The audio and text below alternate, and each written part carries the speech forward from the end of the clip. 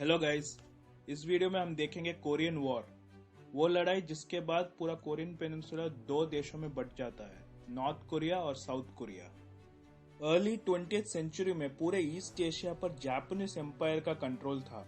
Korean peninsula पर Japanese empire का control 1910 में आया था, जब कोरियन एम्पायर को जापानीज एम्पायर ने हराकर अपने कब्जे में ले लिया पूरा पेनिनसुला। 1939 में सेकेंड वर्ल्ड वॉर की शुरुआत हुई थी और जापान ने लिया जर्मनी और इटली का साइड। पूरे पैसिफिक और ईस्ट एशिया पर जापान ने यूएस और ब्रिटेन के बेसिस पर बहुत ही ज्यादा अग्रेसिवली अटैक किए और बहुत ही अग्रेसिवली उनके टेरिटरीज ले लिए थे। लेकिन अल्टीमेटली सेकेंड वर्ल्ड वॉर में अलाइड पावर्स की जीत होती है और दो सुपर पावर्स का राइज होता है। ये दो सुपर पावर्स थे, एक तरफ कैपिटलिस्ट यूनाइटेड स्टेट्स और दूसरी तरफ सोवियत यूनियन जो कम्युनिज्म को फेवर करती है। सेकेंड वर्ल्ड वॉर के एंड होते ही इन दो सुपर पावर्स के बीच एक साइकोलॉजिकल वॉरफेयर स्टार्ट होती है, जो कि होती है कोल्ड वॉर, क्योंकि यूनाइटेड स्टेट्स फेवर करते हैं कैपिटलिज्म को और सोवियत यूनियन फेवर करती है कम्युनिज्म को।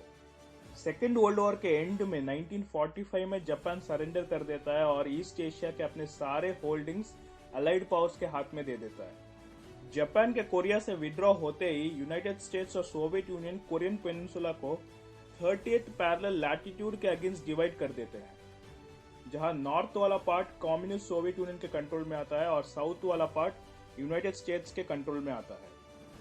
फिर कुछ सालों के ऑक्यूपेशन के बाद 1948 में सोवियत आर्मी नॉर्थ से विड्रॉ कर लेती है और एक कम्युनिस्ट गवर्नमेंट फॉर्म होती है नॉर्थ कोरिया पर, जिसका नाम होता है Democratic People's Republic of Korea. और उसके एक साल बाद 1949 में साउथ से भी यूनाइटेड स्टेट्स आर्मी विड्रॉ कर लेती है और एक कैपिटलिस्ट गवर्नमेंट फॉर्म होती है साउथ कोरिया में, द रिपब्लिक ऑफ कोरिया। लेकिन अब ये दोनों कोरियन गवर्नमेंट ये 30th पैरेलल वाला बॉर्डर को नहीं मानते। ये दोनों गवर्नमेंट चाहती थी कि वो अपने इन्फ्लुएंस के हिसाब से पूरे कोरियन पेनिनसुला को वो कंट्रोल करे।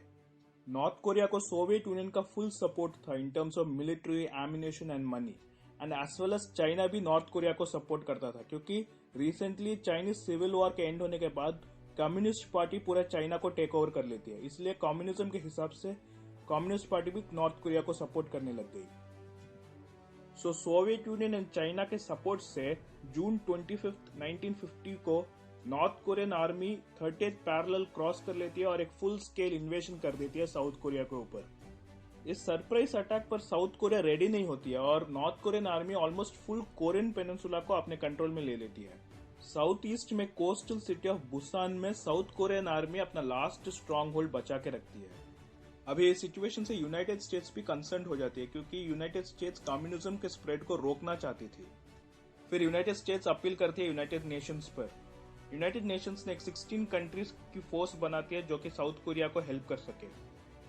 अब ये US led UN force north Korea के अगेंस्ट एक काउंटर ऑफेंसिव लॉन्च कर देती है। अभी टेबल टर्न हो जाता है, क्योंकि सितंबर 14, 1950 तक साउथ कोरिया का कंट्रोल आ जाता है पूरे कोरियन पेनिनसुला पर और नॉर्थ कोरियन आर्मी को पूरे चाइनीज बॉर्डर तक पुश कर देती है। अभी इस सिचुएशन से चाइना कंसर्न हो जाता है, क्योंकि उनको लगता है कि अभी यूएस बॉर्डर क्रॉस करके अभी चाइना पर भी अटैक कर सकता है। सो अक्टूबर 1950 में चाइनीज आर्मी अपना अटैक लॉन्च कर देती है और फिर से एडवांटेज अब नॉर्थ कोरिया के हाथ में आ जाता है। फिर करीब 2 साल के नेगोशिएशन और कंटिन्यूस लड़ाई के बाद जुलाई 27, 1953 को एक सीज फायर डिक्लेयर होता है। सीज फायर डिक्लेयर होते ही north and south Korean army जहां पे स्टेशन होती है वहीं पर एक नया बॉर्डर फॉर्म होता है। उस बॉर्डर का नाम होता है डीमिलिटराइज्ड जोन। ये सीज फायर की सिचुएशन अब तक बनी हुई है, क्योंकि आज तक इन दोनों देशों के बीच कोई पीस ट्रीटी साइन नहीं हुई है और technically North and South Korea are still at war. Thank you guys for watching this video and please subscribe to this channel.